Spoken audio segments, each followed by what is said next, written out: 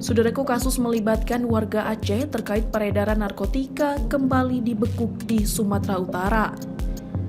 Dua warga Aceh dari Aceh Utara hendak terbang ke Kendari, Sulawesi Tengah atau Sulteng digagalkan pihak Bandara Internasional Kuala Namu pada hari Rabu 26 Oktober 2022 sekitar pukul 4:30 waktu Indonesia Barat. Keduanya dibekuk karena kedapatan membawa narkotika jenis sabu-sabu yang dimasukkan dalam botol bedak bayi serta dimasukkan dalam koper. Dikutip dari tribunmedan.com, dua pemuda asal Provinsi Aceh, Muslim dan Faisal, gagal terbang ke kota Kendari, Provinsi Sulawesi Tenggara melalui Bandara Internasional Kuala Namu, Deli Serdang, Sumatera Utara. Pasalnya, dua warga desa Gelumpang, Kabupaten Aceh Utara diduga membawa narkotika jenis sabu di dalam kopernya.